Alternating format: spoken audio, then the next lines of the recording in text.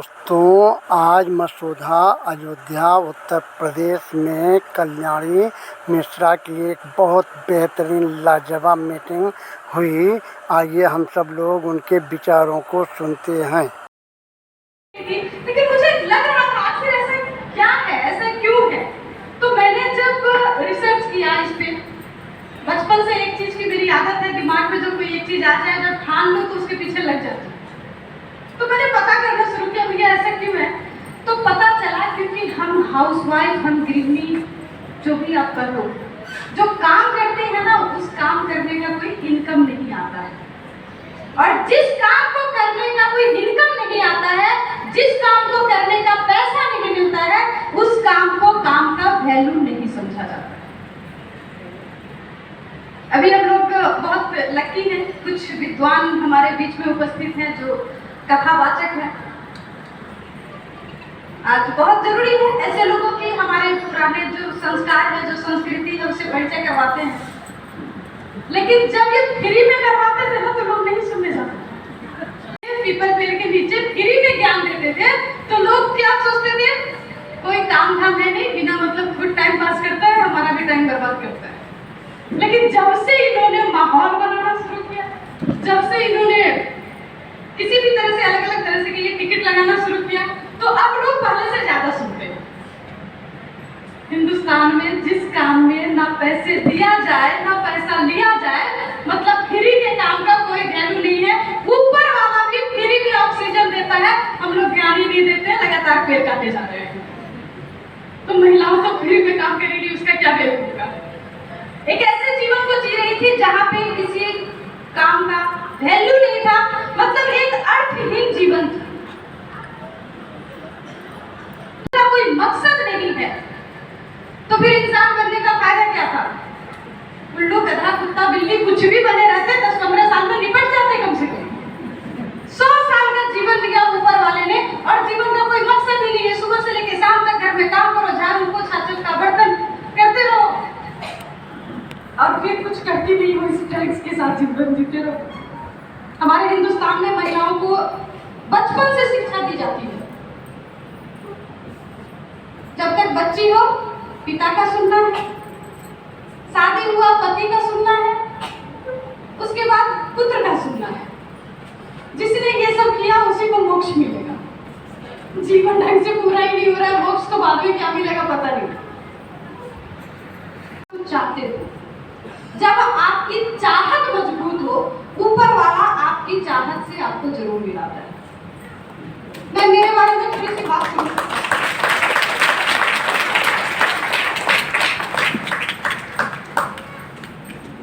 6 भाई बहनों के बीच में पली, मैं तीसरे नंबर पे हूँ। 19 साल की उम्र में शादी हो गई। जब मेरी शादी हुई तो मेरी जो क्वालिफिकेशन है, मेरी जो एजुकेशन की डिग्री थी, वो TTMB की थी। TTMB मतलब कानपुर के मैट्रिक पास, बड़े नाम सुनी चाहिए। और शादी के बाद काम क्या मिला, CBI का चकला मिलना, इंस्पेक्टर। जहाँ इंस्पेक्टर तो हम होते हैं, लेकिन निरीक्षण कोई और करता है। सुबह से लेकर शाम तक काम करो, खाना बनाओ, और खाने के बाद कभी दाल में नमक ज्यादा हो गया, तरीका अलग होता है।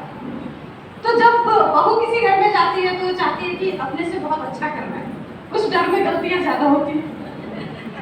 और सास तैयार रहती है कि गलती ढूंढना है, क्योंकि उनको भी तो अपना सत्ता बनाना है। तो सुबह से लेकर शाम तक ऐसा ही रूटीन चलता है। मैं जितना जानती हूँ, शायद कोई 1-2% ऐसे हो, मेरी बात को कोई दिल पे ना ले, यहाँ पे बहुत सारी सास और बहू दोनों होंगी, लेकिन सास भी कभी बहू थी, उनको भी झेलना पड़ा है। तो मैं भी ऐसे ही लाइफ को झेल के जी रही थी। चाहत थी अपने जीवन में एक नाम बनाना, एक पहचान बनाना। एजुकेशन नहीं थी, माहौल नहीं था, कोई पर्सनालिटी नहीं थी। मैं अगर मेरे बारे में बात करूं, कभी भी क्लास में मैं थर्ड बेंच से आगे आई ही नहीं। जब भी बैठती थी पीछे बैठती थी। कितना भी क्वेश्चन का आंसर मुझे पता हो, टीचर से 2 डंडा मार खा लेती थी, लेकिन हाथ उठा के जवाब नहीं देती थी, क्यों खड़ा होकर बोलना पड़ेगा। ऐसी मेरी स्वभाव थी, ऐसा मेरा सोच था। मतलब कुल मिला के ऐसा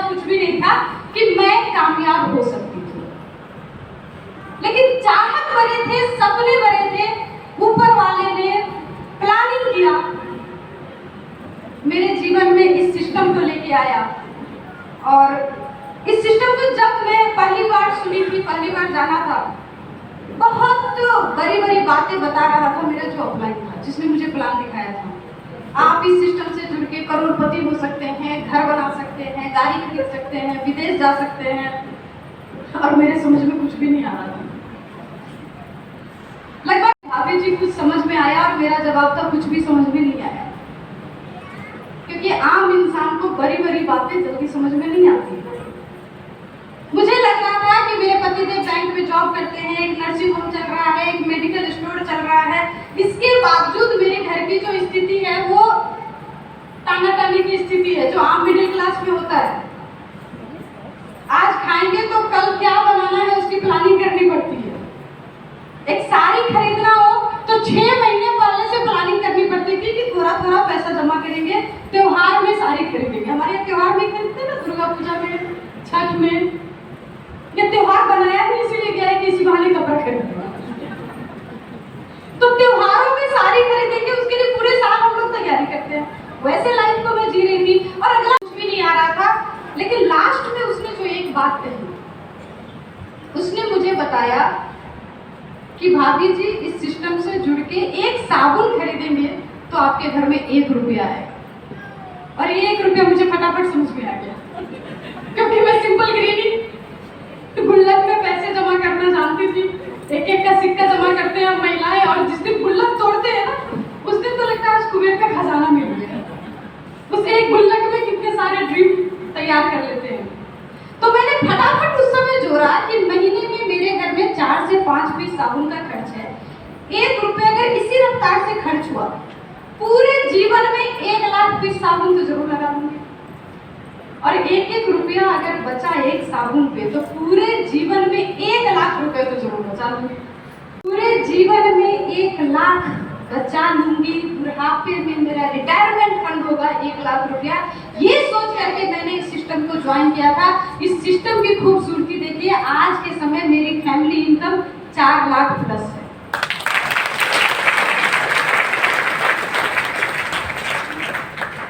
मतलब क्या है? आप जो सोच सकते हैं, आपकी सोचने की क्षमता जहां खत्म होती है, वहां से इस सिस्टम की देने की क्षमता शुरू होती है। आपके सोच से कई गुना ज्यादा दे सकती है। करना क्या पड़ेगा?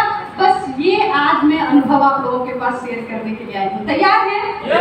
तैयार है? अच्छा, पीछे से लोग नहीं तैयार, उनके दिमाग में अभी भी चल रहा है कि साबुन। अगर आपके ये सारे सपने हैं तो आप बिल्कुल सही जगह पे हैं। कैसे करना है, कैसे बदलाव आएगी, थोड़ी सी मैं अपनी बातों से रखूंगी, मार्कर रखूंगी।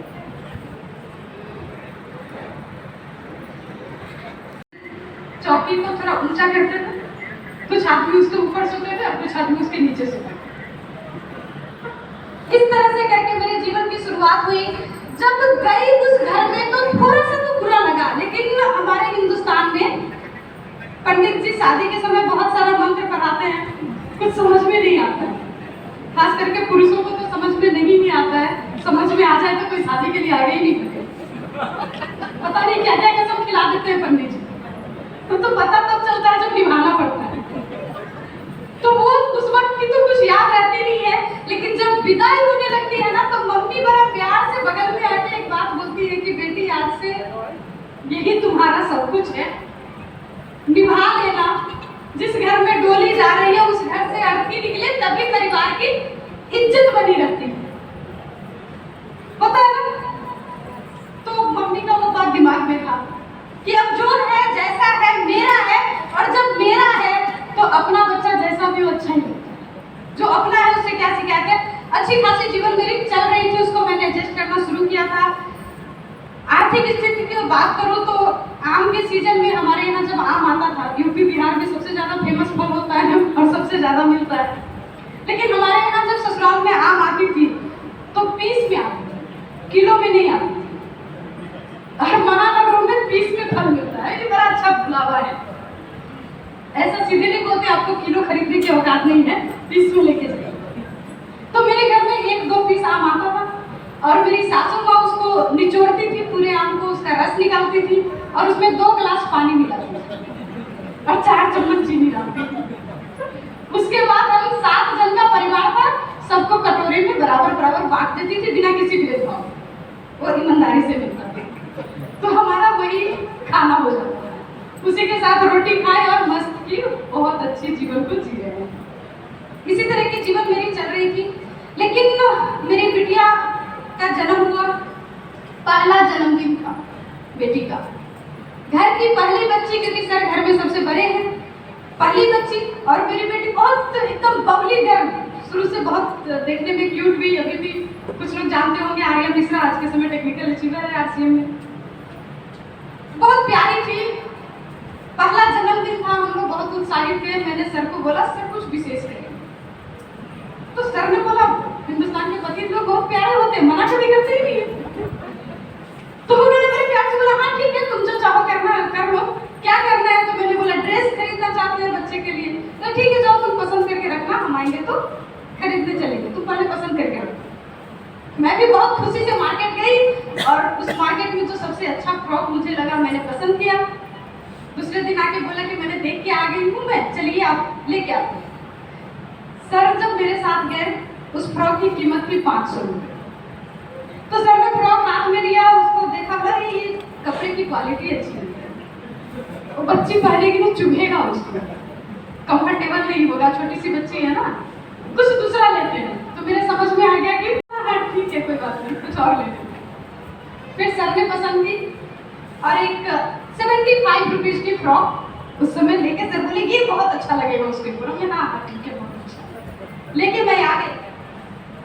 लेकिन उस दिन मैंने अपने आप से एक सवाल किया, और ये सवाल मैं यहाँ बैठे आप हर महिला से करना चाहती हूँ। उस दिन मैंने अपने आप से बोला कि जिस बच्चे को मैं अच्छी जीवन नहीं दे सकती, जिसे आज एक अच्छा कपड़ा तक नहीं दे सकती, उसका भविष्य क्या होगा, उसका फ्यूचर क्या होगा। और अगर मैं उसे बेहतर जीवन नहीं दे सकती हूँ तो मुझे उसे जन्म देने का क्या अधिकार है। हमारे हिंदुस्तान में हम महिलाएं जो है ना बहुत आराम से निकल जाती हैं कि पति जो कमा के ला के देगा उसी में घर चलाना है, बस यही मेरा काम है ना, क्योंकि यही सिखाया ही जाता है।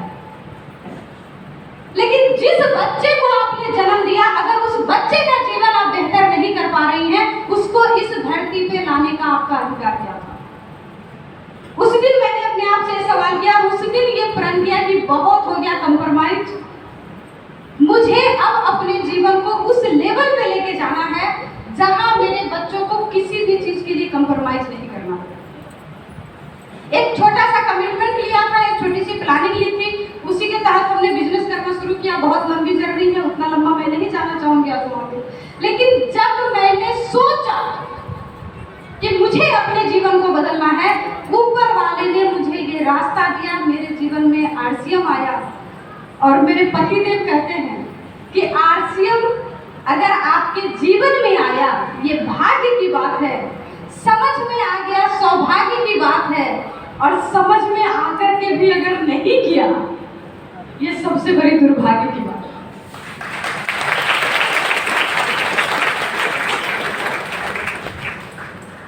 जब मैंने इस सिस्टम को ज्वाइन किया था, शुरू में मेरे पतिदेव को नहीं समझ में आया था, क्योंकि जिसने मुझे प्लान दिखाया था वो मेरे पति के बहुत अच्छे दोस्त थे।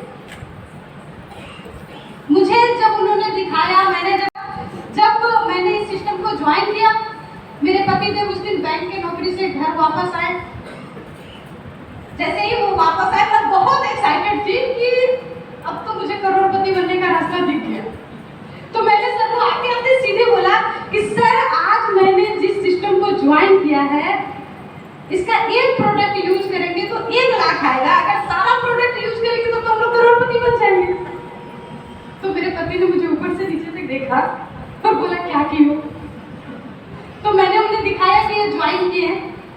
उस किट को देखते ही उनका सबसे पहला रिएक्शन था कि अगला जो बंदा तुमको फंसा करके गया है मेरे पीछे 6 महीने से लगा हुआ था और मैं उसको टाल रहा था और तुम फंस गई। इसीलिए बोलते हैं औरतों के पास दिमाग कम होता है।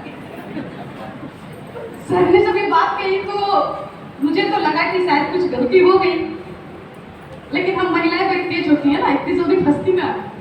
मैंने बोला कोई बात नहीं सर, मैं भी मानती हूँ कि हमारे पास दिमाग कम होता है, हमारे पास दिल बहुत बड़ा होता है, दिल से ही काम चला देंगे।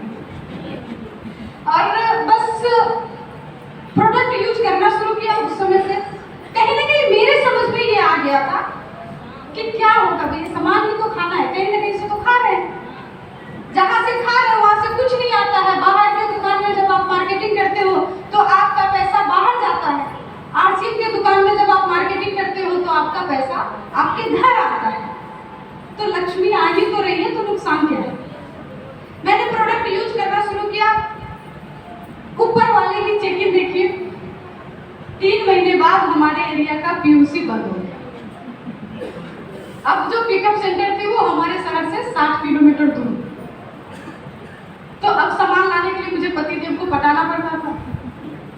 बड़ा मुश्किल काम नहीं है, मम्मी लोग बचपन में सिखा देती है कि दिल का रास्ता जो है वो पेट से होके जाता है। और मेरे पतिदेव को पटाना और भी आसान है, उनको ज्यादा कुछ नहीं, पकौड़े बहुत पसंद हुआ करते थे। तो मुझे जब भी मेरा सामान खत्म हो जाता था, मैं 2 दिन 3 दिन पहले से सर को पकौड़े खिलाने लगती थी। तो सर समझ जाते थे कि अब लिस्ट मिलने वाला है, कभी भी लिस्ट हाथ में आ सकता है। और उसके बाद मैं उनको लिस्ट थमाती थी सामान का। बेचारे क्या करेंगे, दिल और पेट पहले ही भर चुका है, कुछ बोल ही नहीं सकते, तो वो चुपचाप चले जाते थे सामान लाने के लिए। लेकिन जब वो सामान लाने के लिए जाते थे, हमारे यहाँ चारों तरफ भरे हुए रहते हैं राय चल, मुफ्त का राय देने वाले बहुत लोग मिल जाते हैं। तो कोई ना कोई उनको टोक देता था, कोई ना कोई उनको रोक देता था, बोले कहाँ जा रहे हो, चाय पत्ती खरीदने जा रहे हो। लोग, अच्छा लोगों को याद हो गया कि चाय पत्ती खरीदेगा, इसके चाय पत्ती पे इसको 5 रुपए मिलेंगे। तो लोग अब पूछते नहीं कि अब लोग सुनाते थे, अच्छा अच्छा चाय पत्ती खरीदने जा रहे हो, अच्छा तेरे चाय पत्ती पे तुमको 5 रुपया मिलता है ना। उसके बाद तो बड़े प्यार से सर को बोलते थे, तेरी पत्नी तो मूर्ख है, चलो समझ में आता है, तुम तो बैंकर हो, तुमको भी हिसाब लगाना नहीं आता है। 5 रुपया कमाने के लिए 60 रुपया किराया दे करके जा रहे हो। नतीजा क्या होता था, सर जब घर आते थे ना तो सामान के साथ साथ गुस्सा भी लेके आते थे। और जब आते थे तो अक्सर सामान ऐसे पटक के रखते थे, बोलते लो तुम्हारा सामान, तुम्हारा आरसीएम परेशान करके रखी रहती है। तो मेरे समझ में आ जाता था कि किसी ने सुई छुपाई है। तो मैं कुछ नहीं करती थी, चुपचाप सर पे 1 गिलास पानी और 1 कप चाय दे देती थी, वो अपना चाय पानी पिए फिर शांत हो जाती।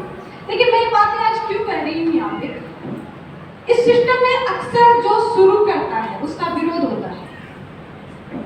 अभी सर ने यहाँ पे बोला कि मैडम पहले नहीं समझती थी, अगर पहले समझ जाती तो आज के समय में टेक्निकल हो जाती।